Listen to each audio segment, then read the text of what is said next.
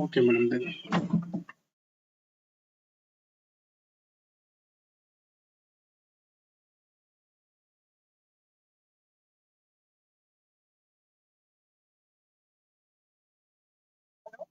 Madam. Yes, sir. It's showing light, sir. Okay, madam. Then I will proceed, madam. Okay. Yes, sir.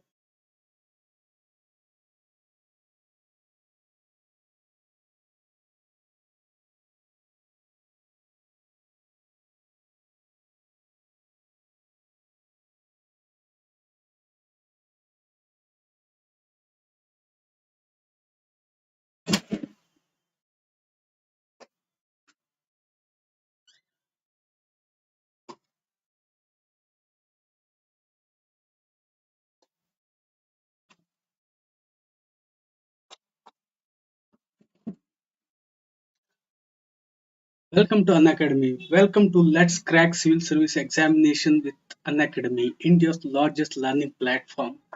By just one subscription, you'll have access to many courses, all at a single go. This is a brief about me, and by just one subscription, you will be having access to structured courses, live classes, which are unlimited access. To begin with, you have to download the Unacademy app. Next, here at Unacademy, like more than 100 top educators are teaching. You name the subject, you have got a topper. And here at Unacademy, we have got more than 15,000 courses. My dear friends, more than 15,000 courses, not classes. You name the subject, you'll be having a top educator for that. As I've explained, we have got plus and iconic subscription. Iconic subscription and plus are same, just the difference is that in iconic there is a hand holding facility where a personal coach will be assigned to you. He will walk you through the process, your journey of civil service preparation. If you are just like thinking that no, okay, no need of those things, I already have sufficient idea, you can go for plus subscription.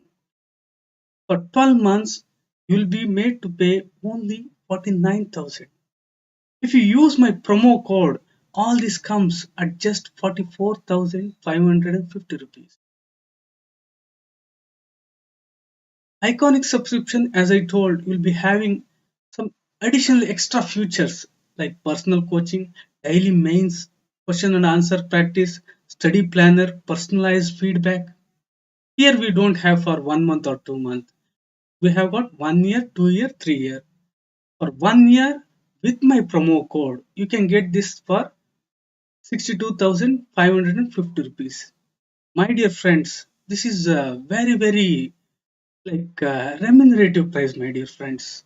You may like ask me how 1 year you will be having a personal coach. It's not that easy to have that. Along with that, you have got unlimited access to all the things which are there in an academy. What best you can get?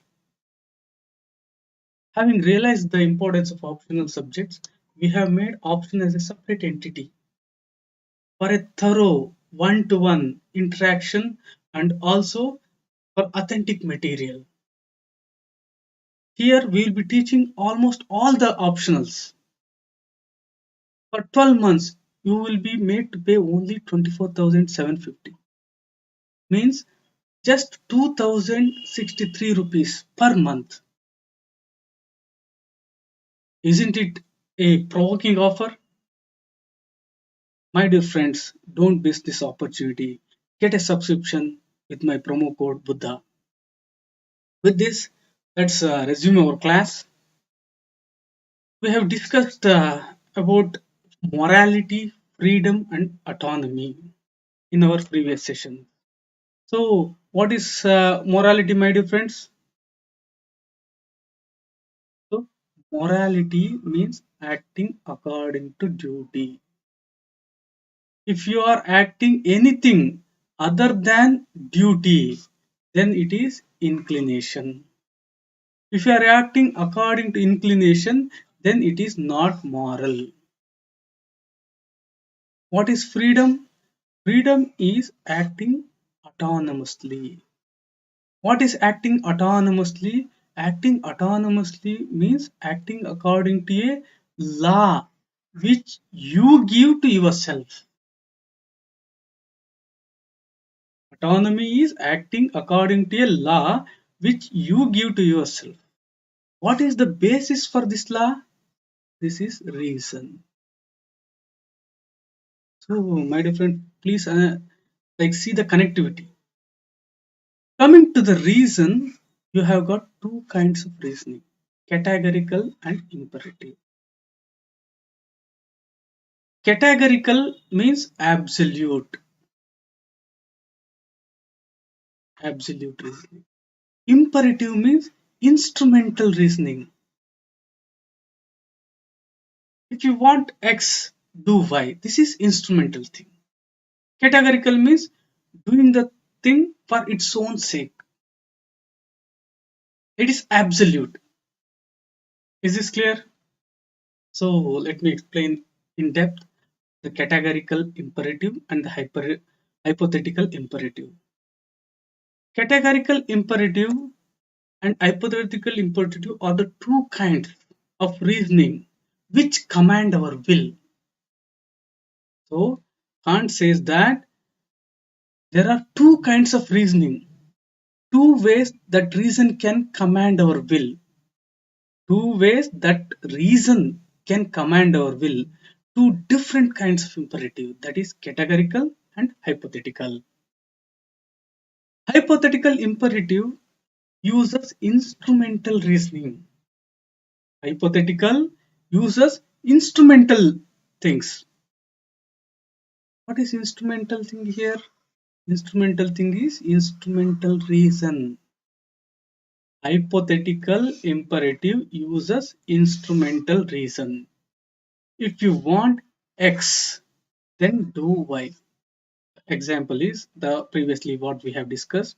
If you want good business, a good business reputation, then treat your customers honestly. Is this clear?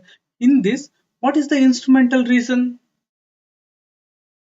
Treating your customers with honesty. So here, honesty is used as an instrumental reason. Why? You want good business. Is this clear? So, in the example what we have discussed, shopkeeper gives correct change to the child. Means here shopkeeper is honest because he is giving correct change. But what is the motive? What is the reason for this? To have a better business. So here honesty, what he is doing is for as an instrumental thing. Is this clear? If you want good business reputation, then treat your customers honestly. This is hypothetical imperative. Kant says that imperative that is unconditional is a categorical imperative. There should not be any conditions attached to that. Means just treating the customers honestly. No conditions attached to that. Then it becomes imperative. That is categorical imperative. Very important. Please internalize this page. Very important from the examination point of view. Categorical imperative denotes an absolute unconditional requirement. If you are not feeling familiar with unconditional, or if you want to remember only one thing, just remember absolute. What does categorical imperative denotes? It denotes absolute requirement that must be obeyed in all circumstances. In all circumstances, and it is justified as an end in itself. Is this point clear? So categorical imperative is an end in itself. It's not a mean. For instrumental reasoning, you have to, like, for having a better business, you are honest. In categorical imperatives, not that. Being honest just for the sake of honesty, the absolute thing. Categorical means unconditioned and absolute. Imperative means something that has to be done. Is this clear? Any doubt with respect to categorical imperative? If you have any doubt, I hope your doubts will be cleared as we proceed. Okay. According to Kant, only categorical imperative is ethical, not hypothetical imperative. If the shopkeeper gives correct change with the intention of better business, then that is not ethical. If the shopkeeper gives correct change just for the sake of honesty, just for it, no other things attached, then it is ethical. What is categorical imperative? According to Kant, categorical imperative means categorical imperative is a practical law that by itself commands absolute and without any future motives. I repeat, categorical imperative according to Kant is a practical law that by itself commands absolutely. That is absolute law and without any future motive, further motives. Without further motive means following that law is your ultimate thing. Is that point clear? What is the motive of following the categorical imperative? No further motive. It is absolute and you have to follow. That is the thing. If you follow something for some motive, then it is hypothetical. Is this point clear? You are following categorical imperative because it's absolute and it is the end. You are not following categorical imperative for some reason. Okay? Practical law. What is this practical law? I said that categorical imperative is a practical law. Then what is this practical law? The idea of a law that binds us as rational being regardless of our practical ends. Very important. Please internalize this. I'll read it again. An idea of a law that binds us as rational beings regardless of our particular ends means we may be different, but this pure law, this pure reasoning law binds us, whatever may be the end. So, categorical imperative is one common law for all humanity. This law binds all of us, regardless of the ends. So, what is this law then? Which law can be called as categorical imperative? What are the requirements for this law? Is this clear? So, this law binds the whole humanity regardless of the ends.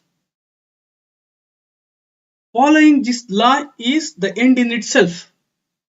Then you may ask me, what is this law? What are the criteria which it has to follow? Here, Kant gives two things. One is with respect to acting so that it is universalized. So here the criteria is that it has to fulfill the above two things. This is clear. So Kant says that categorical imperative, to understand categorical imperative, anything to be called as categorical imperative, it should like follow these two things. One is universalize your maxim and treat people as ends. What does this mean? For anything to be called as categorical imperative, it should be a universal law and it should treat humanity, it should people as an end in itself. Let me explain this with an example. Categorical imperative, number one, what the condition it has to fulfill is universalize your maxim. That is, it has to be a universal law. What does that mean? Act only. It means act only on that maxim whereby you can at the same time will that could become an universal law. Maxim means it's a rule or principle. So when you are acting, that should become a universal law. Means that if all that should be followed by all, accepted by all. If this cannot be accepted or cannot be universalized, then it cannot be categorical. Is this clear? I'll give an example for that. Example: is it ever right to make a promise you know you won't be able to keep it? Say, for example, you take money from one of your friend. You know that you cannot repay, but you say that I will repay it next month.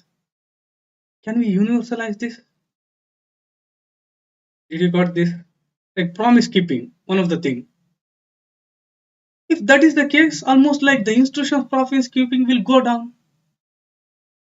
People will lose faith in promise keeping at the end. So, universalizing the false promise, universalizing a false promise would undermine the institution of the promise keeping itself. Is this clear? So, whatever you do, you should be able to do, and also it should be a universal law at the same time. Next is that treat people as ends. This is very important. Please understand the concept. If you have got any doubt, please ask me in the next class or at the end of the class. I will explain this again. Treating people as ends means very simple words: humanity as an end. You cannot use humanity as a mean. Why? What is the reason? Humanity is of highest value, highest worth. If you use humanity as an instrument, Kant says that there is nothing more than humanity. If you use humanity as a means, then it is wrong. Why humanity cannot be used as a mean? Because it is the highest thing. There is nothing you can produce above humanity. So, for example, a small example I will give you. Humanity is gold. Think that hypothetical example. Humanity is gold. Equate humanity with gold. If you use humanity, then it will be like using gold to produce something cheaper. Like you are using gold to produce silver, you are producing iron. Got it? So why people cannot be used as means they are the ultimate, the most worthy. So you cannot use them as instruments. Instruments are the things through which we get something other things, some other things. The pen, the book, the laptop, all these are instruments. These are all of instrumental value. This pen is not an end in itself. There are some many things which are worth more than this pen. So I am using this to achieve something higher. But humanity is not that which you can use and you can get something higher, because humanity is the highest. Is this point clear? We cannot base moral law. We cannot base moral law on any particular interest, purpose, or ends, because then it would be only relative to the person whose ends they are.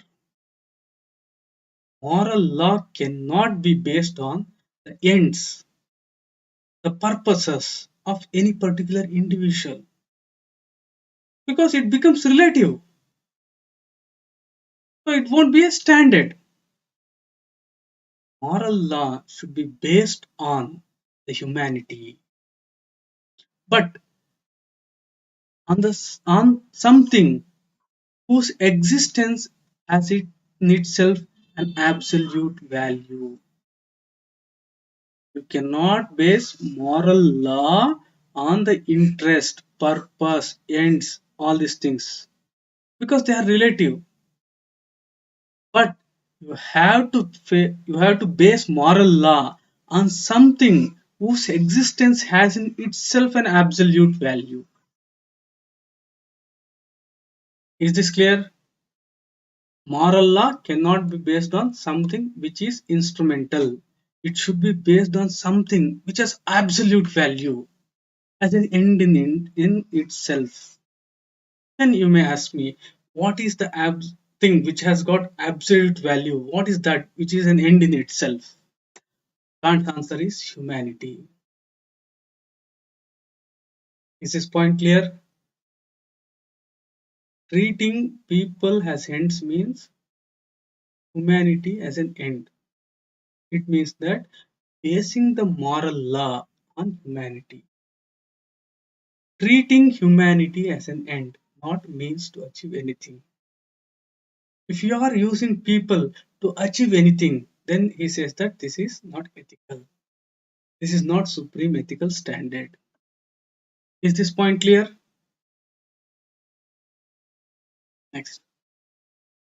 Act in such a way, act in such a way, act in such a way that you always treat humanity, whether in your person or in the person of any other, in your own person or in the person of any other, never simply as means, but always at the same time as an end. This is the formula of humanity as an end, people as an end. This should be the answer for your question, which is asked by UPSC. UPSC has asked the question: what do you understand by treating people as an end in themselves? For that, you have to write this down. Is this clear? So, treating people as ends means treating humanity as an end. Why we are treating humanity as an end? Because people are rational and autonomous beings.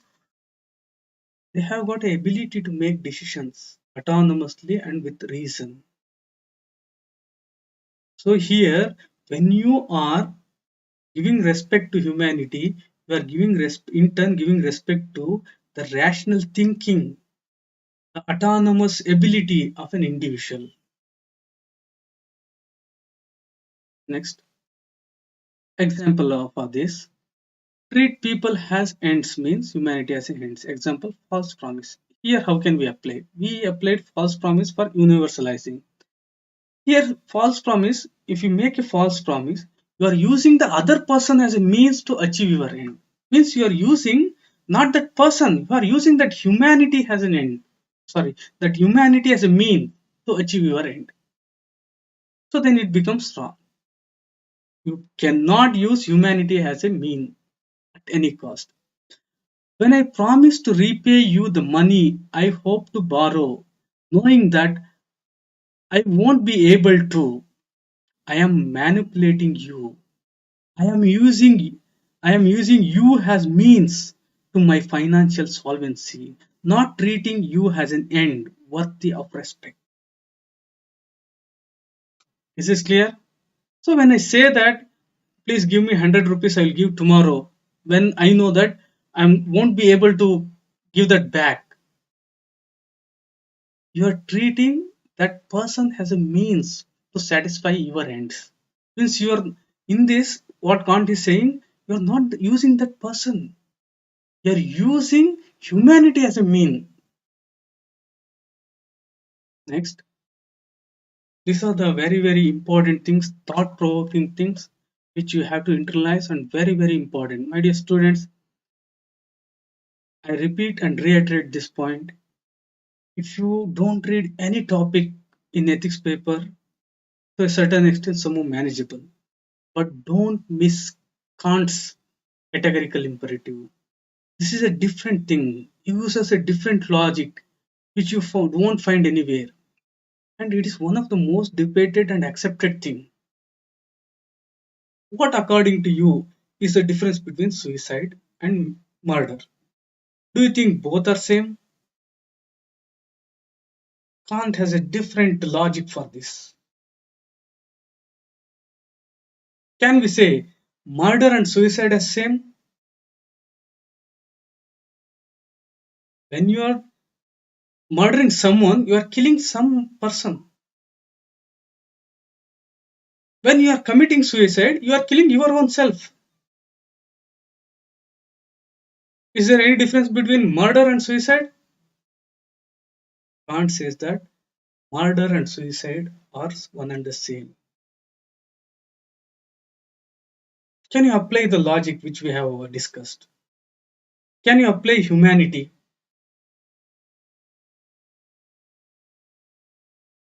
In murdering some person, you are killing the other person, you are killing humanity. If there is some difficulty that you cannot tolerate, when you are killing yourself, it is not that you are this body belongs to you and you can kill. For your motives, for your needs, you are using humanity as a means. You are killing humanity. Is this point clear? This is a universal thing he is saying. The humanity in other person, the humanity in you, there is no difference. Categorical imperative is same for all, a single law. Let me tell these things in a very crisp way. According to Kant, murder is equal to suicide because in both the cases you are dishonoring the humanity. It doesn't matter humanity is in you or in others or anyone. Humanity is humanity. Let me explain these things in detail.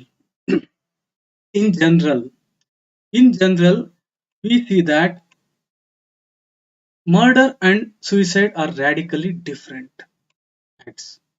Killing someone else deprives him of his life against his will, while suicide is a choice of the person who commits suicide. Generally, we feel that in suicide, you are killing someone against his will. But sorry, in murder, you are killing someone against his will. In suicide, you are killing your own self. Then you say that so they are radically different. But Kant it is not the thing. Kant says that murder is equal to suicide. Suicide is wrong for the same reason that murder is wrong. Both treat people as things. Both murder and suicide treat people as things and fail to respect humanity as an end in itself. Using people as things means to achieve. Say, for example, if you kill someone, why you kill? If you have got some enmity or you want to steal something, and why you want to commit suicide? Because you don't want to suffer more. You're already fed up with the things. In both the cases, you are disrespecting humanity. Kant's notion of treating humanity as an end puts murder and suicide on the same footing. For Kant, if I commit murder, I take someone's life for the sake of some interest of my own. Robbing a bank, consolidating my political power, or giving vent to my anger. This may be the reasons. I use the victim as a mean and fail to respect his or her humanity as an end. So while you are killing, you are not respecting humanity. This is why murder violates categorical imperative. Is this clear? Next. The same here with respect to suicide also. For Kant, if I end my life to escape a painful condition, I use myself as a means for the relief of my own suffering. My dear students, please understand the logic. Kant is not distinguishing anyone, life in others or life in you. He is talking about humanity. If you are killing other, you are disrespecting humanity. You are using that as a means. When you are killing yourself, that also the same. But for the Kant, a person is not a thing, not something to be used merely as means. I have no more right to dispose of humanity in my own person than in someone else. Is this logic appealing to you? These are the kind of things which you have to imbibe and make your answer different. Next, self respect and respect for others. Do you think there is a difference between these two things? Self respect and respect for others. Kant says that they are same. In self respect, you feel that you are respecting yourself. In respecting others, you feel that you are respecting others. Kant says that no. When you are respecting yourself, you are respecting humanity. When you are respecting others, you are respecting humanity. There's no difference. For Kant, we owe respect to persons as rational beings, have biases of humanity. It has nothing to do with who in particular that person may be. Just humanity is the thing which we have to respect. There is no difference between whether it is yours or others. Universal human rights. What are human rights? What are universal human rights? Can anybody tell me? Why the common, like there is a, this is a buzzword everywhere. Human rights. What are human rights? Human rights are those things which all humans possess just because they are born as humans. Is this clear? So what are humans? What are human rights? Human rights are those things. Human rights are those which all humans have. Why all humans have? Because they are born as humans. That is the only criteria. And they say that these human rights are equal for all. There are certain rights which all humans possess just because they are born as humans. Is this clear? If there is a human, then he has got some rights. They go to the extent that, say for example, how we are born. We are born from a two-celled zygote. They say that even this zygote has the human right. That is the reason.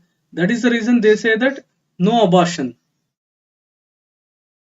Because that may be very infant, like very like still in the womb of a mother.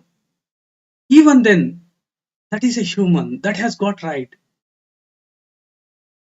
Did you get the concept? Let me explain this further. Say for example, there is a illegal immigrant. Can we kill them? Bangladeshi illegal immigrants. Can we kill them? Second example. There is a person who has murdered another person. Can we kill that person? There is a prisoner of war. Can we treat him the way we want? Don't take into the consideration the things what they have done. As an individual, whatever may be the thing he has done, he might have violated the law. Just because he is a human, he has got certain rights. That is human rights.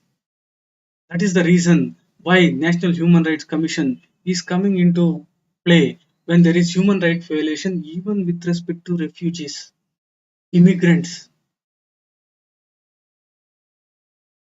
a prisoner of war. He is a human. He has got some rights.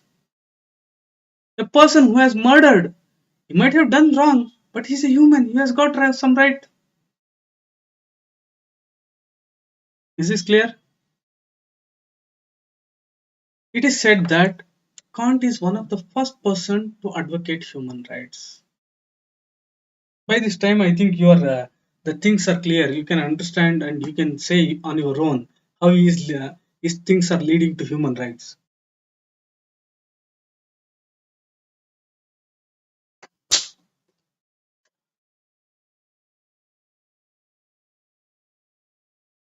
Kantian respect is respect for humanity as such, for the for a rational capacity that resides undifferentiated in all of us. Please take the word. These are very, very value written words. That is the reason why I have put more text. Explaining these things is very easy. Somehow it may appear very like simple when you hear, but you won't get the text to write in the examination. Kant is respecting humanity. Why is respecting humanity? We have got a rational capacity. We are rational beings. We are autonomous beings. Kantian principle of respect leads itself to the doctrine of human rights. Don't you feel like that? Kant says that killing others and suicide is same because he's directly telling the human right concept. Whether it is humanity in you or the other person, whether it's a criminal, whether it's a citizen, caste, creed, it doesn't matter. He is a human, he has got some rights, that is human rights. Just because he is born, that is the basis. But here, Kant is taking humanity as the basis.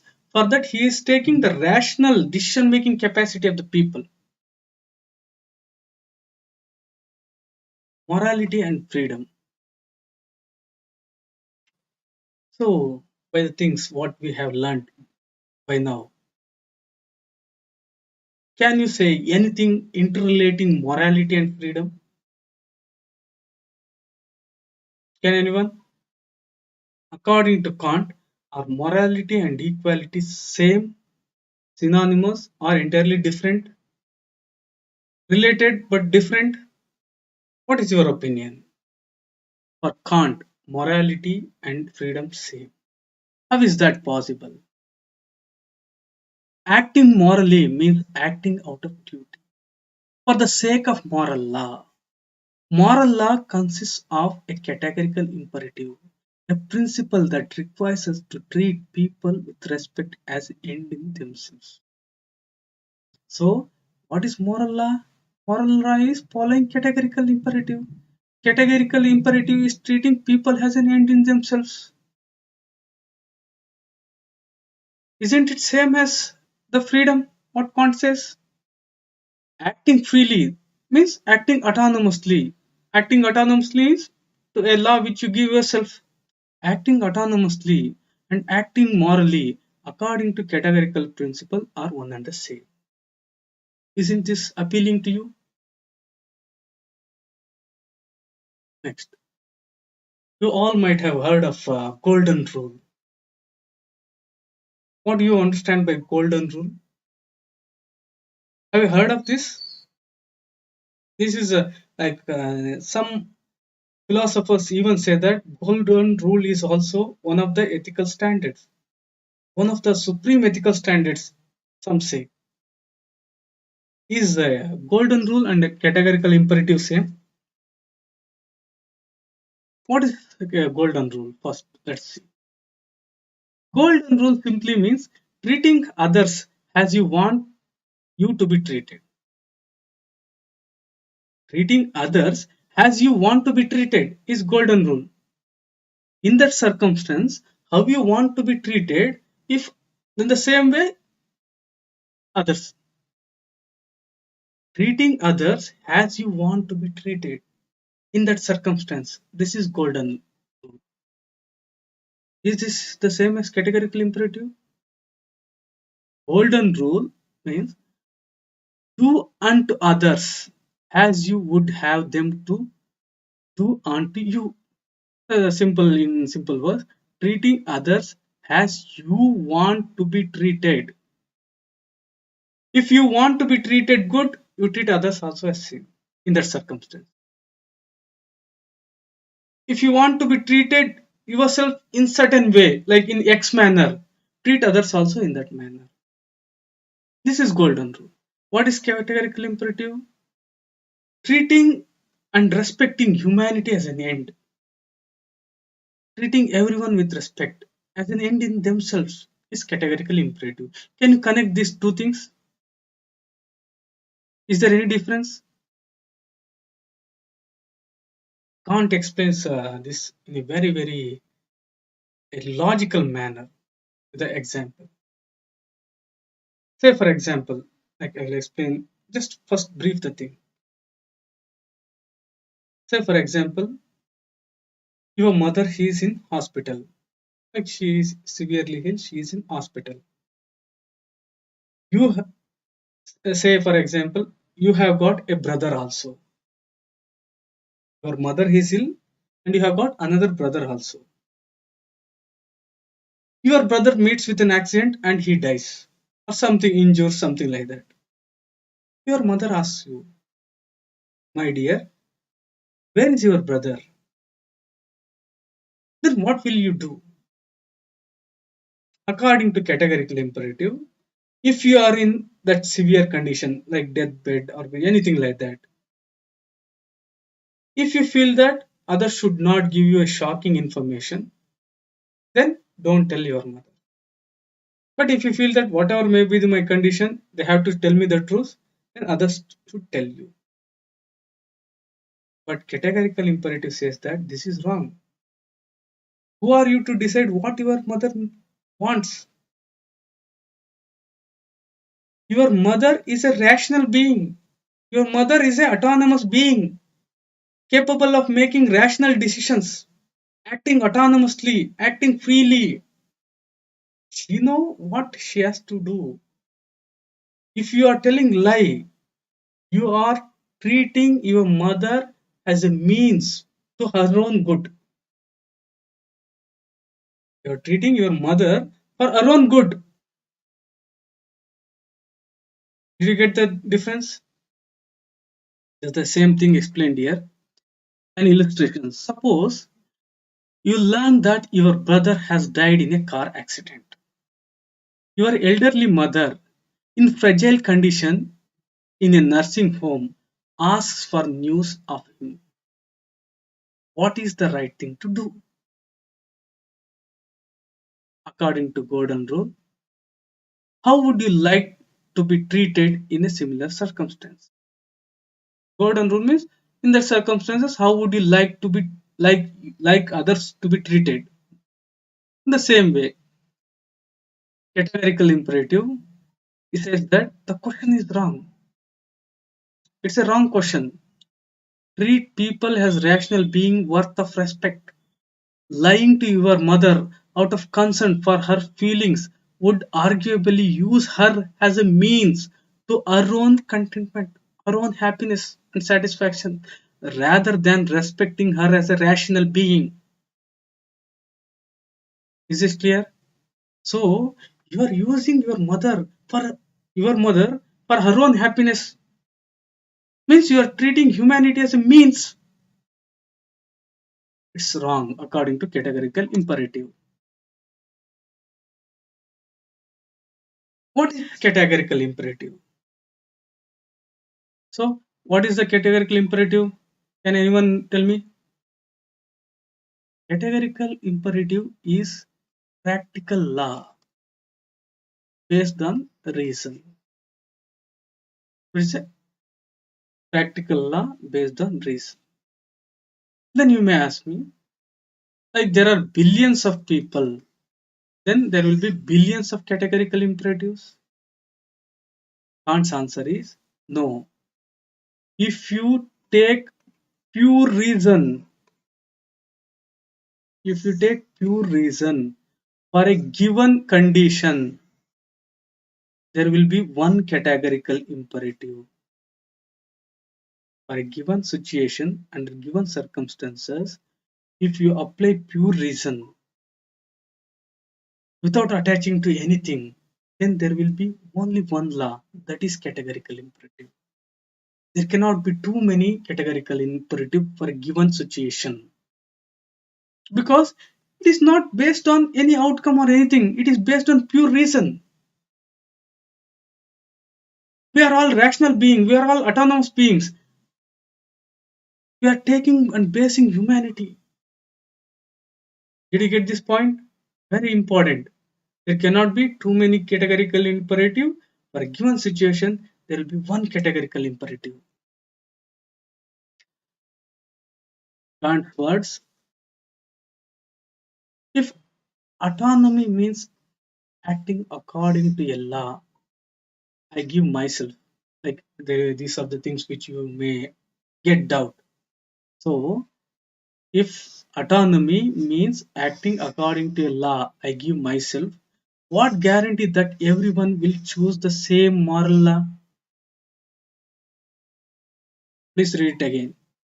If autonomy means acting according to a law, I give myself, what guarantee that everyone will choose the same moral law? Question. If the categorical imperative is the product of my will, isn't it likely that different people will come up with different categorical imperatives? Categorical imperative is a product of your will. This will is based on reason. Then don't you feel there will be different categorical imperatives? Next, how can we be sure that different people won't reason differently and arrive at the various moral law? These are the questions to be answered. Then, if these things, if there are too many categorical imperatives, then it won't be supreme ethical law. It won't be supreme ethical standard.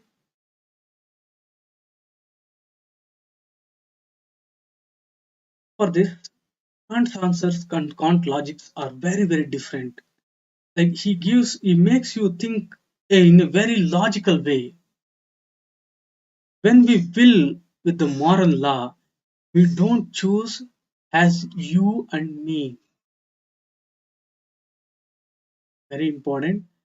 When we will, when we think of doing something, when we will the moral law, we don't choose as you and me, but as rational beings. Rational being is based on reason. We are rational being, we act on reason. As participants in what Kant calls pure practical reason. So, it is a mistake to think that the moral law is up to us as individuals. Is this clear? So, categorical law, like it's not like you think, me think. We are not choosing the things. We are acting as a rational being. This rational being is with respect to the thought, that is practical reason. This means that everyone, this means that everyone who exercise pure practical reason will reach to the same conclusion, will arrive at a single universal categorical imperative. Is this clear? So, for at a given circumstance, at a given point of time, all humans, if they think with a pure rational thought, then they all arrive at a single law. They all arrive at a single law. This is categorical, that is absolute, and it is imperative, means that has to be followed by all. That is the reason it is called categorical imperative. What is Kant's opinion about casual sex?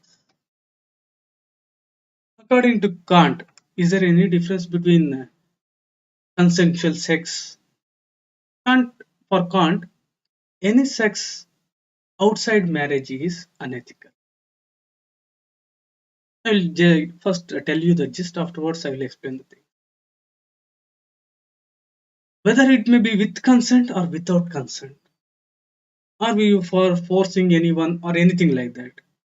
Kant says that any sex outside marriage is unethical because here you are using individuals as a mean. But in marriage, you are giving everything. Not only you are not using individuals as things, you are giving everything. You are uniting. Kant says in marriage there is union, so it is ethical. In other kind of sex, there is no union. Humanity is uniting with humanity only in marriage, Kant says. Don't you feel this is a very appealing thing? Kant opposes. Kant opposes every conceivable sexual practice except sexual intercourse between husband and wife. Kant reject. Kant objection to casual sex. That is any sex outside marriage, whether with consent or without consent. However consensual, on the ground that it is degrading and objectifying both the partners. Means if you are doing sex outside marriage, then you are objectifying the things. When you are objectifying the things, you are treating humanity as a thing, means as an object. Casual sex is objectionable, he thinks, because it is all about the satisfaction of sexual desire, not about respect for humanity of one's partner. Is this clear?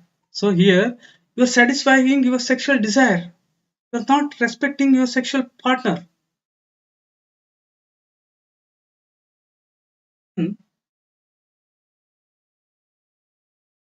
In a very different way. Kant says, and Kant's equate prostitution with any sex other outside marriage. According to Kant, prostitution is same as any sex outside marriage. Kant found prostitution objectionable on the same ground as casual sex. Human beings are not entitled to offer themselves. Human beings are not entitled to offer themselves as things for profit, as things for the use of others in the satisfaction of their sexual propensities. Is it clear? To do so is to treat one's person as mere things, an object of use. Prostitution, like you are treating person as object. The underlying moral principle is that man is not his own property and cannot do with his body what he wills.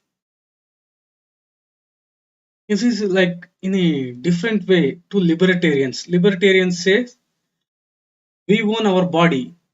This body, the property we own is ourselves, so nobody has right over them. Kant never says that you own your body. Kant just says humanity. He is taking humanity as an end. He is basing the things on humanity. Only sex within marriage is ethical. This is very important point.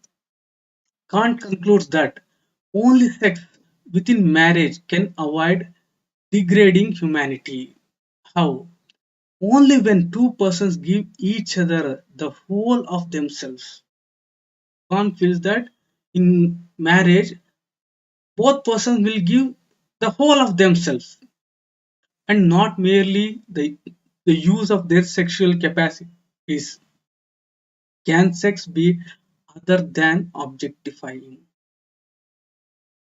Only when both the partners share with each other person, body, soul, for all good and ill, and in every respect, can their sexuality lead to an union of human beings.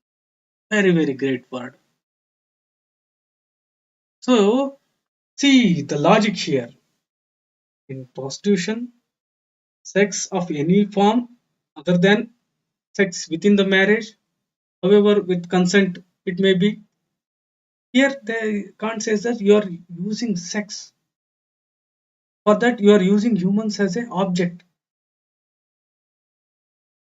Kant says that in marriage, you are giving everything your body, soul, person for good and ill.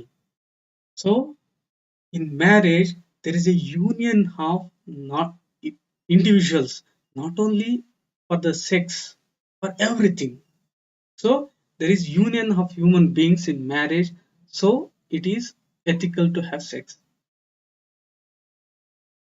In no other way, it is ethical, Kant says. Isn't it appealing to you?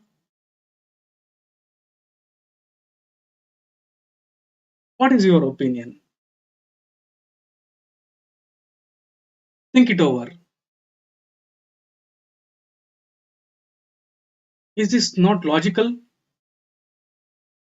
Is this not appealing to you?